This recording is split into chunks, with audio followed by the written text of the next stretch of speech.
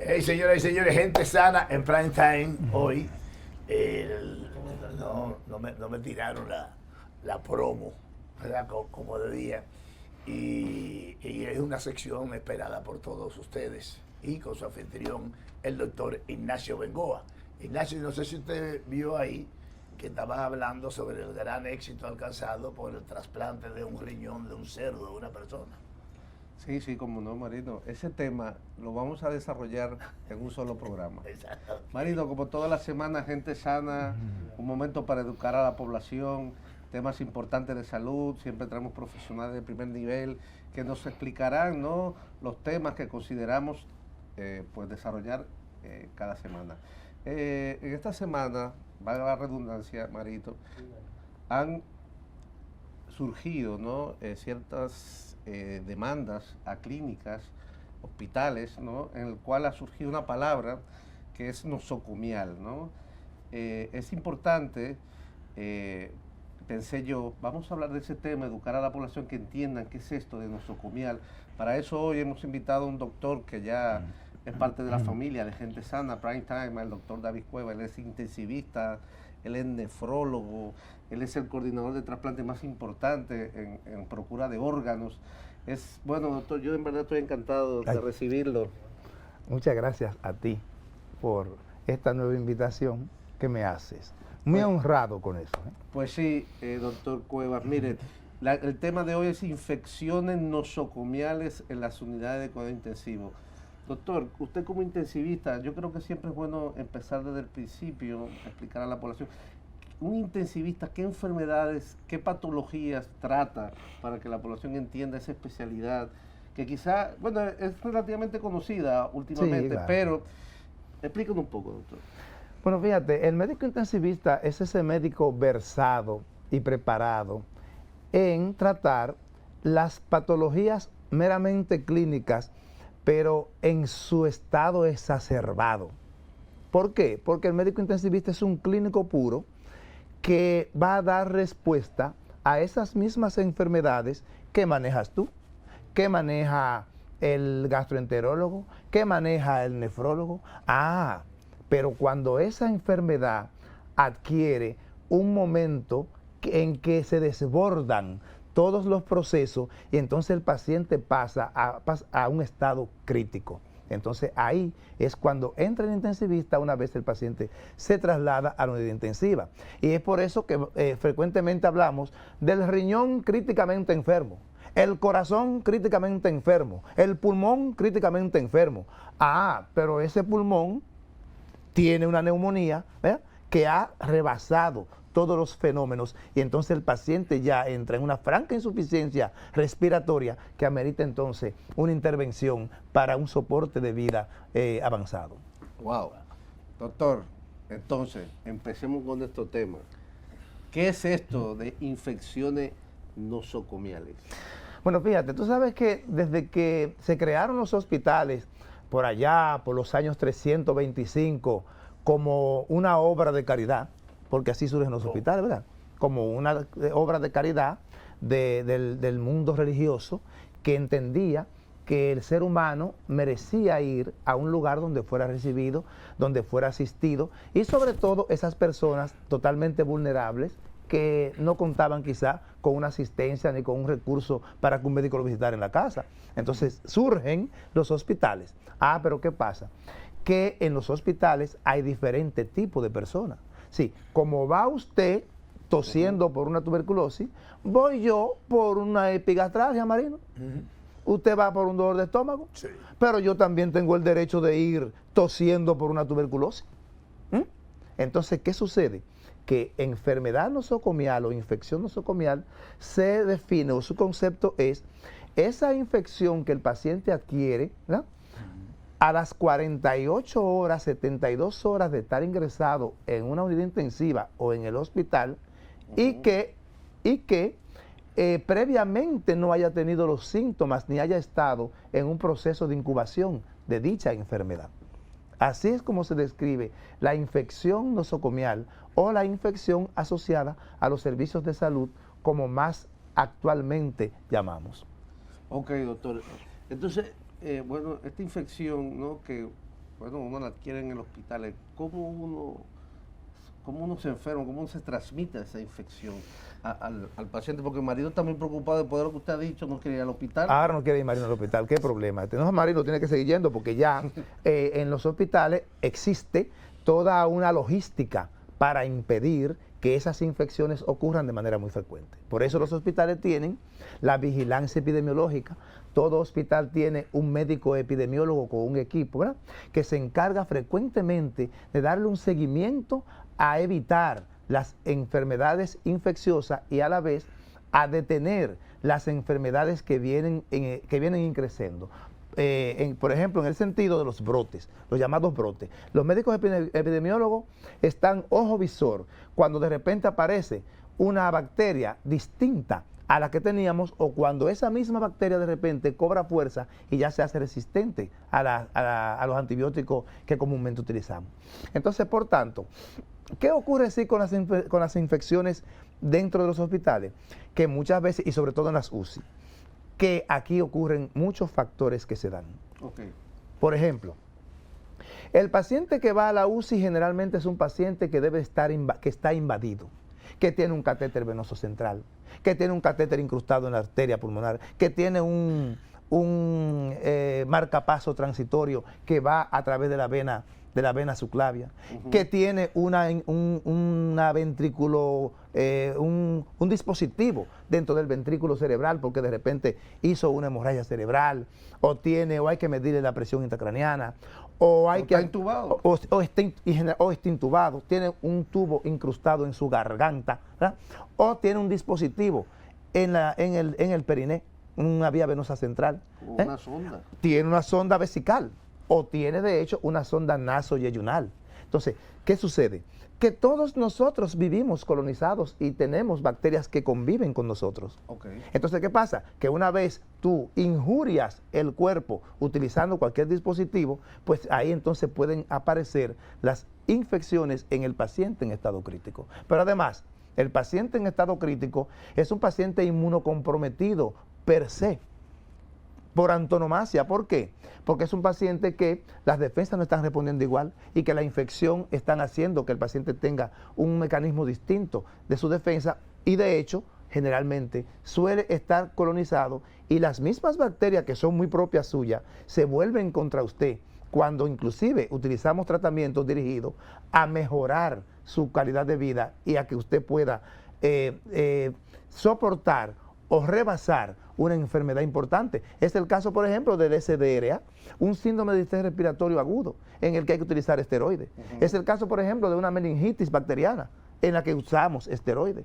Es el caso de los pacientes que hacen procesos inflamatorios del cerebro por un tumor cerebral, que te da un edema que cede y mejora con esteroides. Pero ese mismo esteroide va a ir en detrimento de tus mismas defensas, y entonces ya tú corres mucho más riesgo de hacer una infección que de repente el pueblo no entiende que esa infección fue el producto de tu misma situación de salud en la que estás y de los mismos tratamientos que yo como intensivista utilicé en miras de mejorarte y en busca de que tú puedas rebasar esa enfermedad. Wow. Doctor, estamos hablando con el doctor Cuevas, intensivista, nefrólogo. Estamos hablando de las infecciones nosocomiales en cuidado intensivo. Doctor, ¿cuáles son las enfermedades estas nosocomiales que son las más frecuentes que afectan a las personas? Las más frecuentes en las unidades intensivas y en los hospitales. Sí. Por ejemplo, en una unidad intensiva, las neumonías nosocomiales, las neumonías, ¿verdad?, son las que ocupan el mayor porcentaje. En estudios que se han hecho, ocupan entre un 10, un 35%, con una mortalidad que sobrepasa el 50%. Wow. Por sí.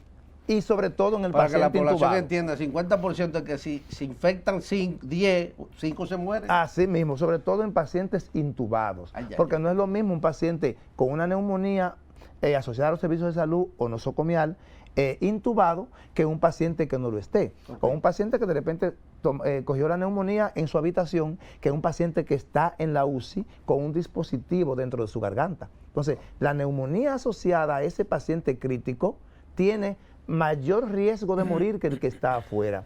Y su mortalidad sube entre un 5 y 10 veces. Es mayor la potencia de la neumonía en la UCI. Entonces, en la neumonía de la UCI, las nosocomiales, ¿verdad? Tenemos que en el paciente intubado, 26% de frecuencia. En el que no lo está, es mucho menos. Wow. Esa es en relación a las neumonías. El segundo en frecuencia, entonces, viene siendo las infecciones de las vías urinarias.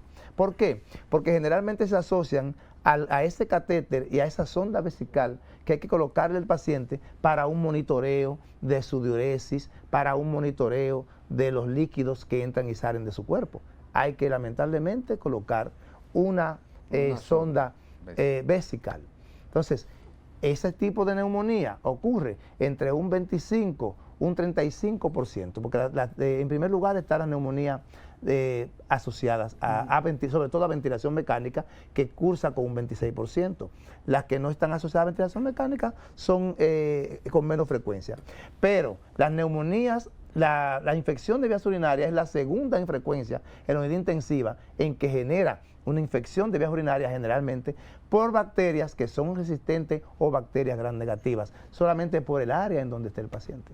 Okay. Eso es un tanto como medio complicado en términos de que se adquiere dentro del recinto, ¿verdad? Se adquiere la enfermedad. ¿Está preparado el hospital para esa emergencia? Claro que sí.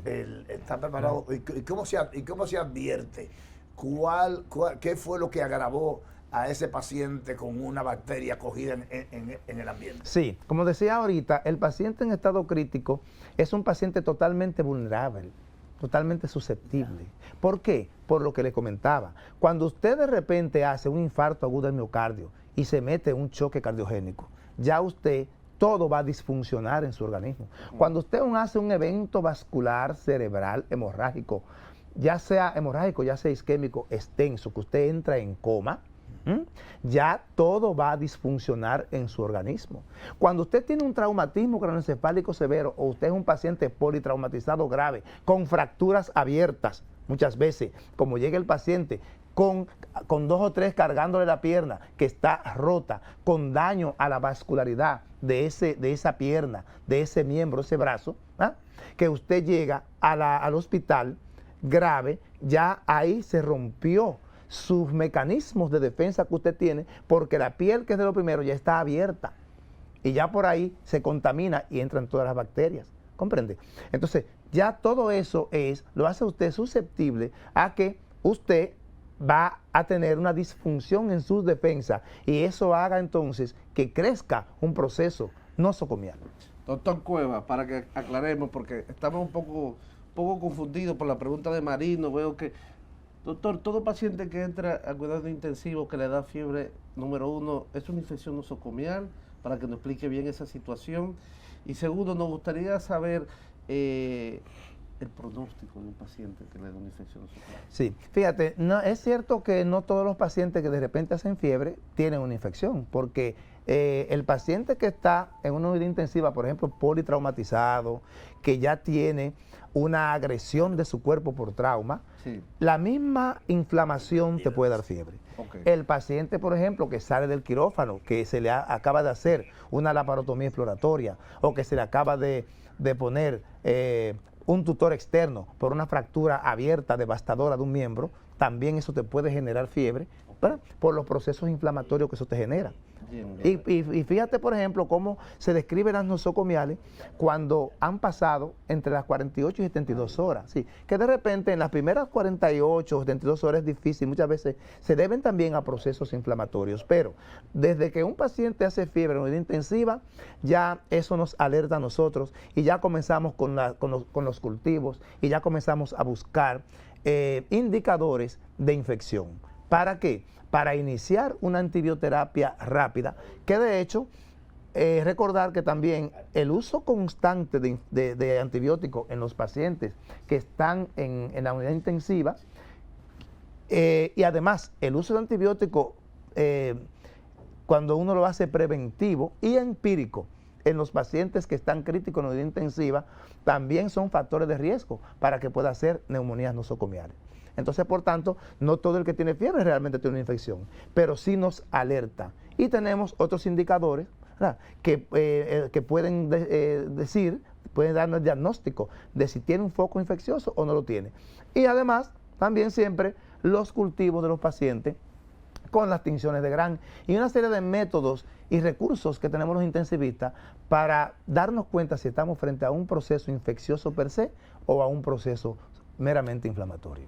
Wow. ¿Qué medida debía tomar un paciente para evitar ese tipo de accidentes de salud dentro del recinto? ¿Hay alguna forma de cómo evitar eso? Fíjate, Marino, en este sentido aquí, es bueno que a la población llegue la parte de lo que es la prevención, la parte de lo que es los chequeos rutinarios, que lamentablemente muchas veces nosotros no tomamos eso en cuenta, nos sentimos bien y no vamos al médico. Yo pienso que lo que nos salva es esto, es la prevención, porque de hecho la medicina preventiva es mejor y más barata. ¿Por qué? Porque muchos pacientes de repente estamos colonizados en nuestras fosas nasales, estamos colonizados en nuestras vías aéreas, estamos colonizados en nuestras partes íntimas. ¿Ah? ¿Colonizado qué significa? Colonizado significa que podemos ser portadores de una serie de bacterias que en cualquier momento pueden volverse contra nosotros, inclusive la bacteriuria asintomática. Claro que sí. ¿Tú qué sabes de eso? Claro que sí. Muchos pacientes portamos bacteriuria asintomática. Pero ¿qué sucede? Bacteria en la orina que no Que eso significa que hay muchísima bacteria en la pipí que usted no sabe que la tiene ahí y usted está asintomático. ¿Cómo nos damos cuenta? Usted va a un nefrólogo a chequearse, que le recomendamos que vayan, a un médico internista, a su médico. Le hace un examen de orina y ahí encuentra que usted tiene más de 100 glóbulos blancos por campo, más de 100 bacterias por campo. Entonces ya el médico toma una conducta con usted. Pero espérese, ese mismo paciente que de repente llega a la unidad intensiva y hay que colocarle una sonda vesical, ¿qué pasa con todas las bacterias que portan en él? Esas bacterias van a entrar más hacia arriba y va a generar procesos infecciosos que de por sí el médico nunca va a querer generar en el paciente una iatrogenia, ni nunca va a pretender empeorar un proceso infeccioso clínico que tenga un paciente. Pero de repente son cosas que pasan porque no siempre uno tiene el control de todo en ese tipo de casos de los pacientes. Doctor Cueva, es que claro, los pacientes de cuidado intensivo son pacientes complejos, muy enfermos, ¿no? Doctor Cueva, esta pregunta va a ser un poco espinosa. Vamos a ver cómo la desarrollamos, la puede desarrollar usted como gran profesional. Y dado lo que ha acontecido en el país, se podría considerar, viendo que estos pacientes son pacientes con mucha enfermedad, muy grave, con las defensas, como usted comentaba, disminuidas, y que se pueden infectar ellos mismos por microorganismos que quizás ellos mismos lo traen o que estén en el hospital. Doctor, ¿una infección nosocomial se puede considerar una mala práctica, una iatrogenia? Realmente una infección nosocomial no puede considerarse una iatrogenia. Muy bien. ¿Por qué? Porque es que el paciente tiene todas las, existen, ¿no? Todos los fenómenos que se dan alrededor del paciente para adquirir la infección. ¿Por qué? Por lo que ya comentábamos ahorita. Un paciente ya que está inmunocomprometido, un paciente que ya está invadido y tiene que estar invadido. Un paciente que está en una unidad y no está solo, porque tiene otros pacientes que son reservorios, claro que sí. Son los llamados reservorios animados. Sí, los demás pacientes que están a tu alrededor, lamentablemente, pueden tener un foco infeccioso. Y aunque las unidades intensivas hoy día se están cuidando cada vez más en que cada paciente esté aislado, hay también una serie de fenómenos donde donde también entran las bacterias, que son las partes, los reservorios inanimados. Ahí están las cañerías, ahí está el agua, ahí está la ropa que portamos, ahí está la familia cuando entra, que no se higienizó bien las manos y quiso darle un aliento a su paciente, a su padre, a su madre. Mamá, estoy aquí, y la abrazó y ya tenía bacterias en su ropa, ya tenía bacterias en sus manos. Entonces ahí llega el foco.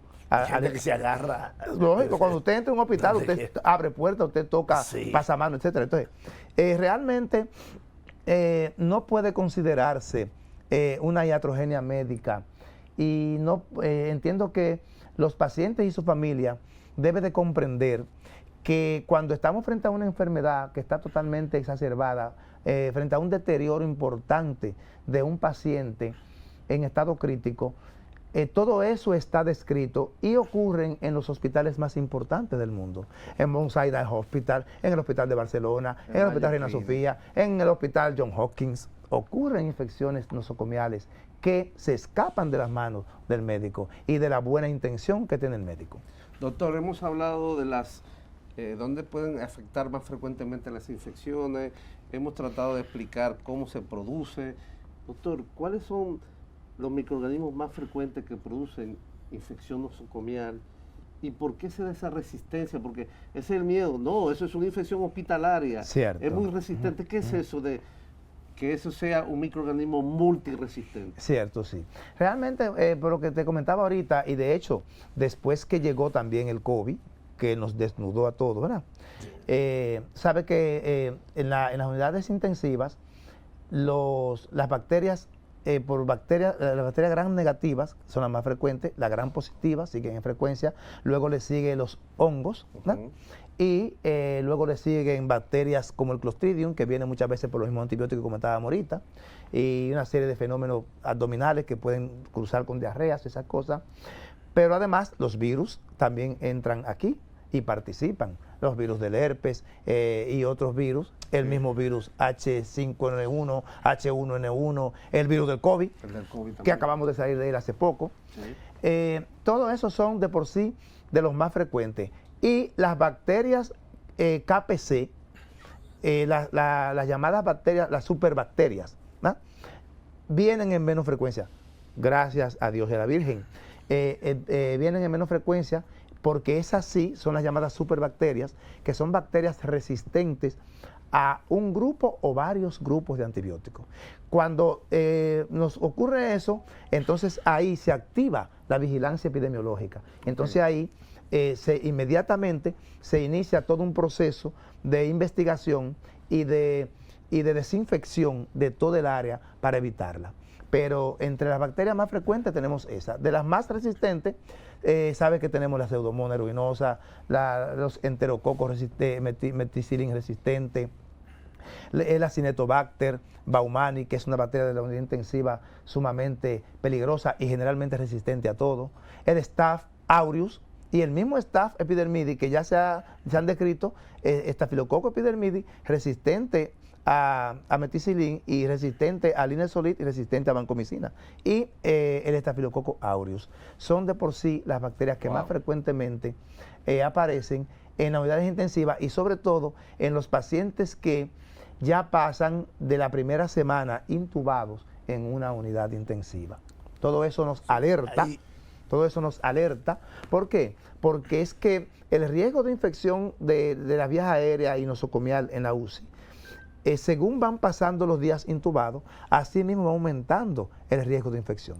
Por cada día de ventilación mecánica, entre un 1 y un 3% de tú hacer una neumonía asociada al respirador para los servicios de salud. Dime, Marino, ¿alguna? Estaba aquí leyendo unos mensajes de la gente que también quiere participar. Yo digo, la parte que el hospital no cuida, como el baño, porque el baño es libre, no tiene ningún tipo de condiciones o algún elemento que pueda aislar alguna bacteria de lavado o de cómo sentarse, que debiera tener, por ejemplo, quizás cada persona que va al baño se le pondría entonces un costo para que se protegiera antes de sentarse, por ejemplo, en una bacineta sin saber quién se sentó antes y qué infección tiene, o sea, y eso sería catastrófico, porque sería un contacto directo con la enfermedad. Realmente los baños sí, claro está, deben de estar siempre higienizados y los pacientes, los familiares deben de contar con agua y jabón. De hecho, entre las medidas que se está utilizando para contrarrestar las infecciones nosocomiales y asociadas al sector salud, es tener agua y jabón en todos los lugares en donde vamos a tener los pacientes. Tanto para que el personal de salud se lave las manos con agua y jabón constantemente, como los familiares también, tanto a su entrada como a su salida, puedan lavarse las manos. Y eso ha demostrado una medida prácticamente de oro en el control de las infecciones asociadas a los servicios de salud. Lavarse las manos. Lavarse la mano con agua y jabón. Existen otros métodos, claro está, que ya utilizamos los médicos, como algunas soluciones que son descontaminantes, que son desinfectantes, que la utilizamos luego del lavado de manos. Pero el lavado de manos está por encima de todos los métodos utilizados hasta este momento. Se nos fue el tiempo, ¿verdad? Doctor Cuevas, nefrólogo intensivista, después de esta charla increíble, ¿no?, de educarnos, ¿dónde podemos consultar con usted, doctor? Pueden consultar conmigo aquí en el Centro Médico Real, en el teléfono 809-518-2858, ahí estaremos a sus órdenes. Entonces, recordarle al pueblo que prevenir es mejor que curar. Primero prevenga, visite al médico, chequéese y usted verá que con usted no van a ocurrir las enfermedades nosocomiales. Muchísimas gracias, doctor. Muchas gracias, doctor. A ustedes por Ignacio invitarme. Bengoa. Señores, hasta aquí Prime Time.